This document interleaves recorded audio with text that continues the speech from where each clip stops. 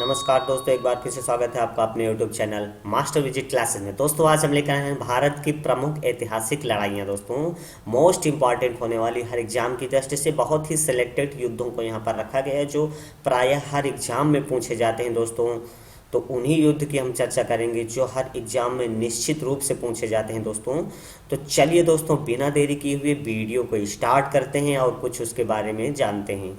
दोस्तों प्रथम युद्ध है ताराइन का प्रथम युद्ध। सबसे पहले ताराइन का प्रथम युद्ध जो कि 1191 में लड़ा गया था। दोस्तों ताराइन के युद्ध को तारावड़ी के युद्ध के नाम से भी जानते हैं। इसमें पृथ्वीराज ने मोहम्मद गौरी को हराया था। इसके बाद है दोस्तों ताराइन का द्वितीय युद्ध 1192। प्रथम 1191 और द्वितीय 1192। एक क्रम है 91 पहला 92 दूसरा, यानी 1 प्रथम युद्ध 1 91 और दूसरा 2 92। तो 1191 1192 अगर पृथ्वीराज ने मोहम्मद गौरी को प्रथम में हराया तो इसका जस्ट अपोजिट कर देंगे। मोहम्मद गौरी ने द्वितीय युद्ध में पृथ्वीराज को हराया तो जस्ट अपोजिट हो जाएगा। मोहम्मद गौरी ने पृथ्वीराज को द्वितीय युद्ध में हराया और प्रथम युद्ध में पृथ्वीराज ने मोहम्मद गौरी को हराया।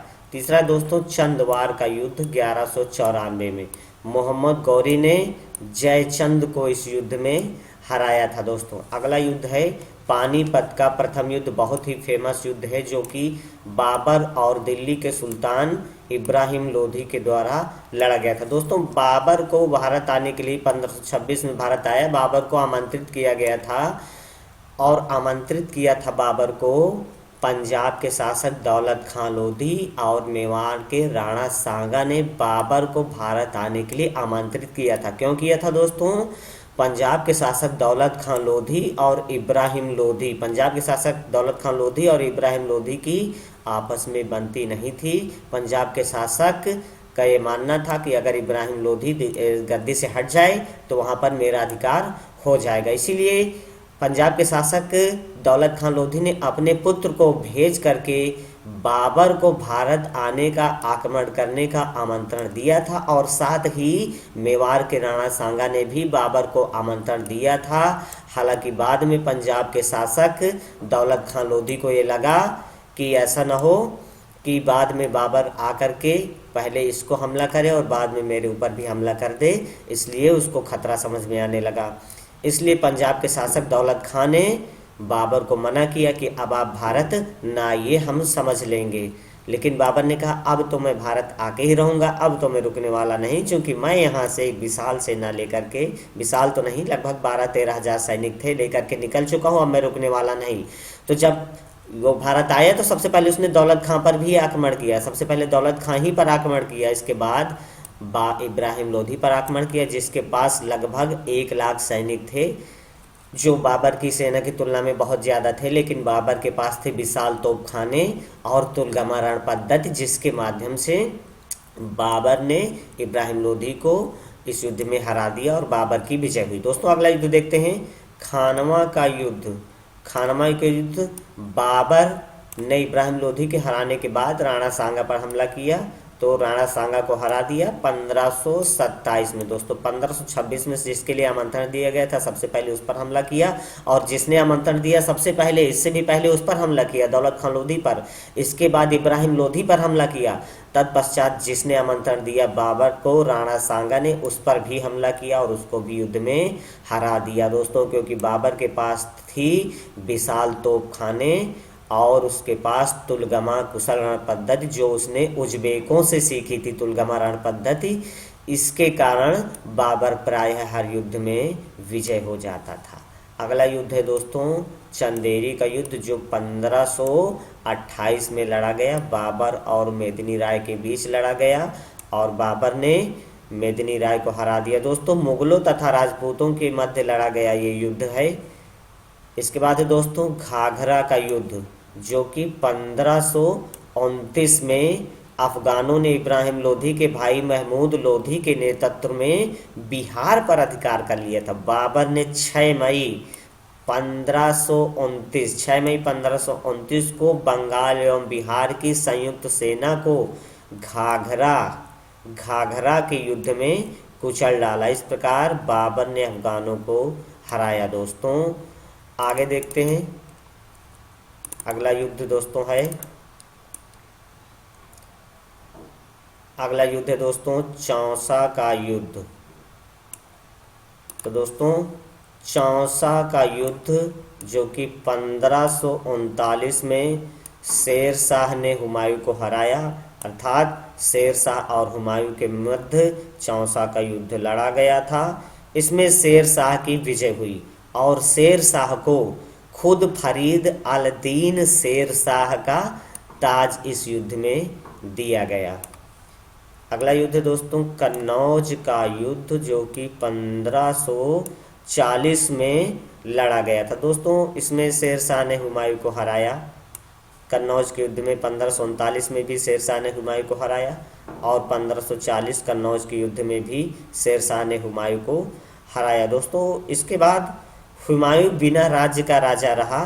काबुल तथा कंधार कामरान के हाथों में आ गए। दोस्तों कामरान, हिंदाल और अस्करी हुमायूं के ही भाई थे और बाबर के अंतिम शब्दों का पालन किया था हुमायूं ने। बाबर ने कहा था मरते दम पर कि अपने भाइयों का ख्याल रखना। हुमायूं ने उसका जीवन भर पालन किया, लेकिन हुमायूं की पराजय का एक प्रमुख कारण उसके भाइयों का असहयोग भी रहा, जो अपने हुमायूं को कभी भी सहयोग नहीं दिए। लेकिन हुमायूं ने साक्षर अपने पिता के अंतिम वचनों का पालन किया, अपने भाइयों का ख्याल रखा, लेकिन हुमायूं का उसने ख्याल भाइयों ने नहीं रखा। हुमायूं के बारे में कहा जाता है कि हुमायूं जीवन भर लड़खड़ाता रहा, अंत में लड़खड़ा कर ही उसकी मौत हो गई। अगला दोस्तों पानीपत की दूसरी लड़ाई जो कि 1556 में लड़ा गया था। दोस्तों 5 नवंबर 1556 को उत्तर भारत के हिंदू सम्राट हेमू अथवा हेमचंद्र विक्रमादित्य और अकबर की सेना के बीच लड़ा गया था, जिसमें अकबर की विजय हुई, हेमचंद्र विक्रमादित्य की पराजय हुई। अगला युद्ध है दोस्तों तालीकोट का युद्ध जो कि 1565 में लड़ा गया था। दक्कन के सल्तनतों और विजयनगर साम्राज्य के बीच लड़ा गया था दोस्तों, जिसमें विजयनगर साम्राज्य का पतन हो गया। अगला युद्ध है दोस्तों हल्दी घाटी का युद्ध जो कि 18 जून 1576 को लड़ा गया था। दोस्तों इस युद्ध में राणा प्रताप के सहयोग में भील जनजाति के लोग आ गए थे, लेकिन अकबर ने राणा प्रताप को हराया इस युद्ध में। राणा प्रताप को इस युद्ध में भील जाति का सहयोग मिला था दोस्तों।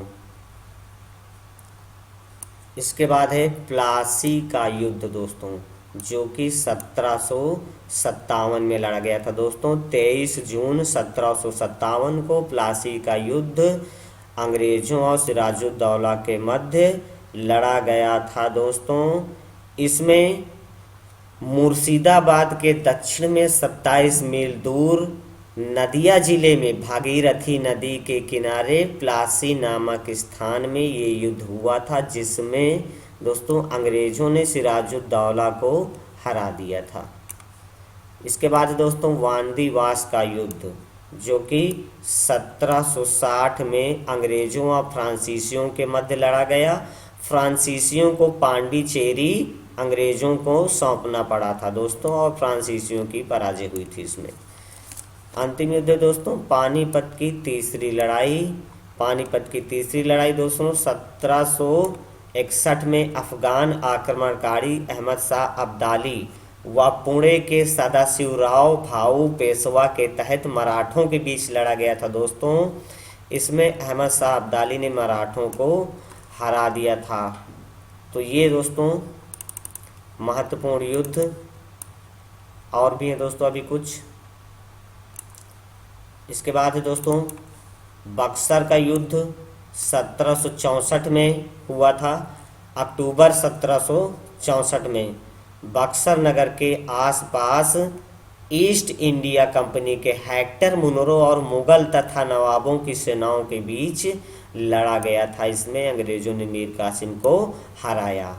रुहेला का युद्ध 1774 में दोस्तों, खुर्दा का युद्ध 1795 और प्रथम स्वतंत्रता संग्राम 1857।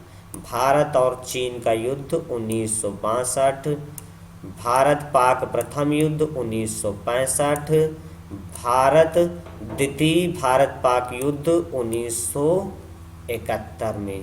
तो ये था दोस्तों कुछ कुछ मोस्ट इम्पॉर्टेंट युद्ध थे जो हर एग्जाम की दृष्टि से महत्वपूर्ण है दोस्तों। तो अगर आपको वीडियो पसंद आई हो तो दोस्तों चैनल को सब्सक्राइब कर दें और लाइक कर दें दोस्तों, और कमेंट करके बताएं दोस्तों आपको ये वीडियो कैसे लगी दोस्तों। और वीडियो देखने के लिए धन्यवाद।